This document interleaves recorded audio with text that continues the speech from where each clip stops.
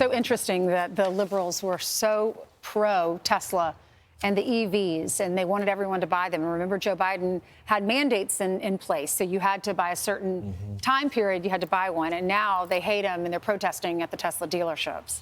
So apparently they don't really want to protect the environment anymore because nothing has changed with the design of the Tesla. It's just the person's politics that's running the country, that's running the organization has changed. I find it interesting, though, that they have been waiting for this fight to blow up with the cabinet, though. I think it's totally okay. The president is overseeing what Elon Musk is doing. And then you got cabinet members that oversee their own organizations, and they have strong opinions as well. So you need these guys to duke it out, and then the president to make the final decision. Right. There's no doubt about it. Elon Musk is paying a big price with his he's now in the middle of the fray. And as he was saying over the weekend, he goes, they are doing to me what they do to Trump.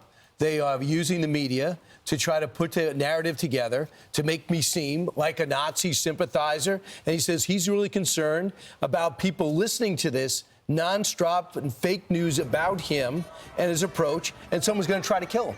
And what they're trying to do is hurt him in his businesses. And they're actually training, we want clear air. We don't want Musk here or something. You idiots, it's an electric car. It's your best bet for clean air. And now they have to worry about his charging stations. Well, from my understanding, because there's all this type of Nazi stuff spray painted on. From my understanding, Brian, they had to deputize. He uses a security company called Gavin Becker, famous security organization, have a lot of former military operators that work there.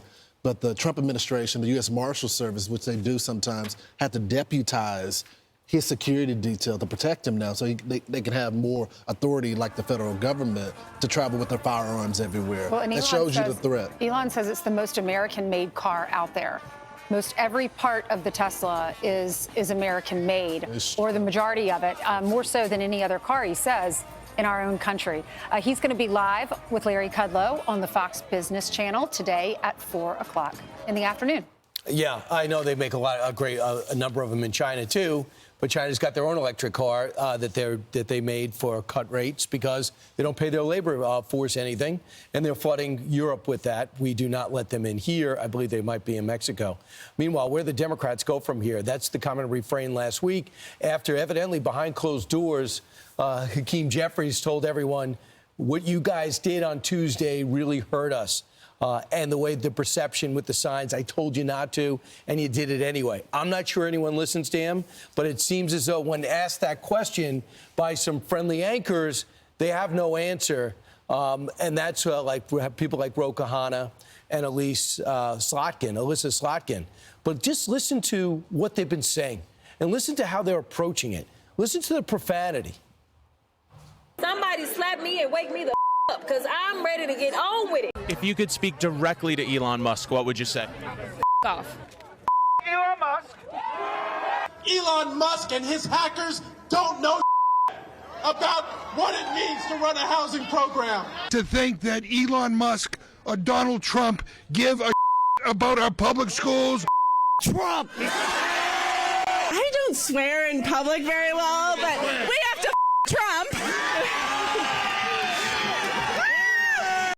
What are you guys doing?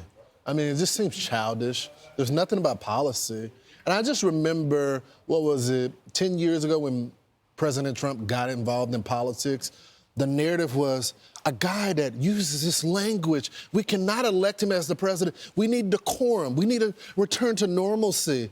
And then you hear these people, and Brian, you were talking about the report about Hakeem Jeffries. Apparently that didn't work because the next day during the committees, you had representatives almost being thrown out of the committees because they didn't know how to conduct themselves. So I don't think he has any control of his party right now.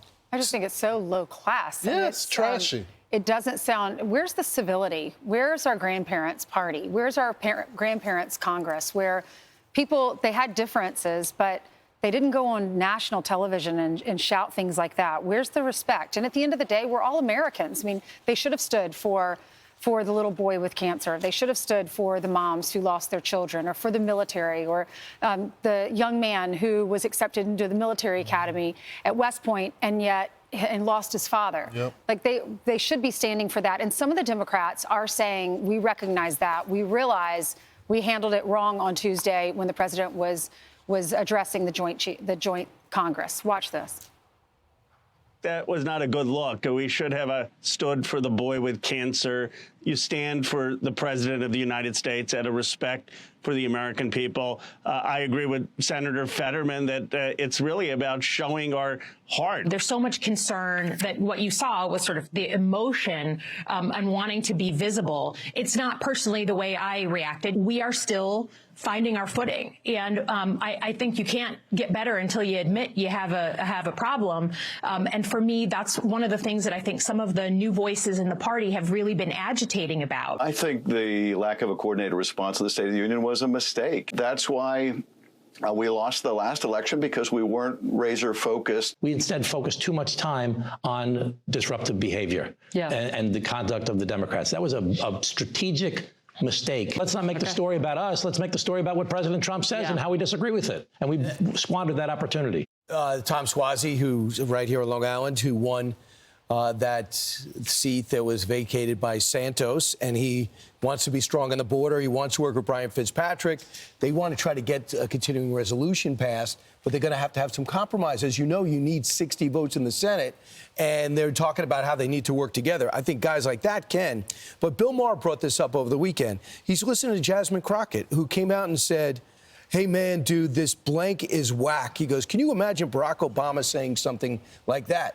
The best advertisement for Republicans and Donald Trump, and he knows it, is Jasmine Crockett, is the whole left wing, is the squad, because they are so way out to the left. That's who's speaking the loudest, getting the most attention, who people want to say is the Democratic Party, unless they are going to stand up outside Fetterman and put them, not only put themselves up, but cast them aside. Well, it looks like they're throwing a temper tantrum every single day. There has been no response to the open border crisis that was under Joe Biden that Donald Trump fixed. They're standing with the criminal migrants that the president is deporting. They're still saying that grown men should be able to compete against women in sports. They still have this position. They don't want any cuts to happen to all the waste, fraud, and abuse. They continue to argue against the process, but there's been zero response to some of the programs that have been funded. And so it's not just a matter of their tone and their tenor and acting trashy on TV every single day, but what they stand for is not relatable at all to the public. Yeah, and Bernie Sanders is out there. He's having these rallies in different cities with bullhorns, and he's standing in front of large crowds, and it's called the Stop Oligarchy Tour. He was in Michigan and Wisconsin. Watch this. We're up against a phenomenon that we have never seen, and that is the big lie. The big lie is not just stretching the truth. The big lie is not just fibbing. The big lie is creating a parallel universe.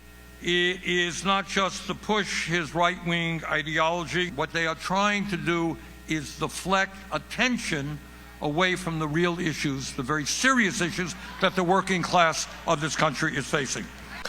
Yeah, no one listens to him. He's got his same group of socialist fantasies. But I would like to say this. The best strategy, it's really easy. You got to do what Joe Manchin was saying, what Fetterman's saying. Pick the issues like what Tom Suozzi talked about. He's pretty thrilled with what's happening at the border. But he wants comprehensive immigration reform. Fine. What can you deal with? So you go visit Trump and say, great job on the border. What are you doing? I wonder if you could put this in. Have you thought about what we're going to do with the Dreamers? Have you thought about that? And then you start creating a dialogue. Donald Trump likes creative dialogue, got to know people, see what's going on. He has so much power in the Republican Party. If he sees a way forward on some of these complex bills, including the budget, I could see him working things out, changing the frame, because they know he's for and done. And he does have the outside Tom Massey, who I'm not sure what he's doing. Most people are listening to Trump in the Republican Party. I just think the Democrats, they've forgotten that they lost the last election. I mean, they speak in these absolute terms as if they won. And it's like the American people want this. I mean, it was just 2 months ago where you guys lost. Well, what do and you said stand the same for? thing. It's like all the profanity, all just screaming against Trump. What do you stand for?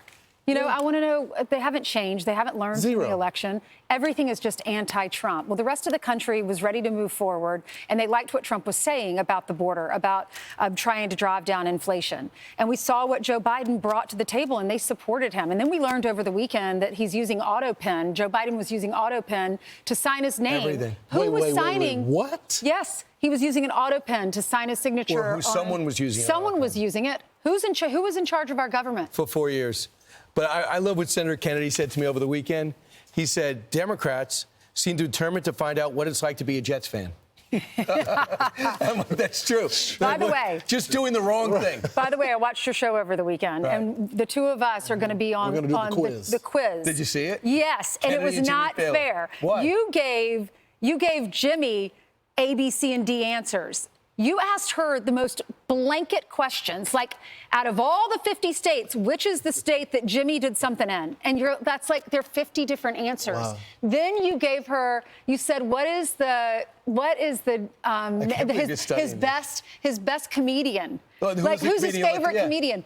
She's like, oh my gosh, so how many comedians are there? Like, well, will you promise me you do A, B, C, and D for us? The thing is, my theory with the co-host quiz is how well do you know each other? Yes. So you got to figure that Jimmy Fallon and Kennedy hang out all the time. Right. So how could you not know who his favorite comedian is? Because you asked like really tough, specific questions. I think she's trying to stack the deck for herself. Question, yeah. No, so I'm you just feel saying, bad, and then you give her the easy questions and give me the hard questions. No. I'm trying to help you too. I'm saying make it fair. Do A, B, C, and D. If you're going to do that, you want multiple choice. Yes. Okay. And make it fair, not just like which out of all the 50 states, which one did he perform in March? I'm saving this tape. Right. And Brian, if you give me harder questions as a result of this conversation, I'm never doing the show again. I'm giving you 1 week. Study this woman. Study this woman. Her moves, her nuance, everything about her. So I'll say, hey, Sean, can you give me some advice on actually Don't ask him that. Don't ask him that. I have a cheat sheet and a mentor of like, hey, so tell me all the stuff I need to know. Carly, have you ever you've done this? I did it with Tom. It was so much fun. Did he give you multiple choice, or was it really difficult? It was a mix. It was a mix, I think. Actually, I don't know if there were any multiple choice. Right. I have an idea, though, because, Brian, you have 3 other co-hosts. I know. So I propose I moderate a co-host quiz with the 4 of you. Could you do that? Absolutely. Okay. I would love we'll do that. I'm no, surprised you just you're have okay a with pairing. this. Yeah, you need to moderate and make sure it's fair. Right. Yes. Yeah, I'll be the moderator and the judge. And he has his dry erase board, and he wrote, Kennedy wins. We were all laughing when we were watching it. So you're like, of course, we can't even read his handwriting. That's great. I will say this. If I do phone a friend, the bad thing is you'd call the same person. Yeah. So true. John. I don't even know. John would be the person. No. I would call Mama Jones. That's who I would call. The woman smart. who knows you best. That's smart. That would be amazing. All right. Well, you got to watch One Nation on Sunday to see who wins. Not this Sunday. It's the next Sunday. We just gave you free advertisement for like 5 minutes. I didn't ask. You need us for your ratings. You need us all for your ratings. He's doing just fine. Who wouldn't? Right.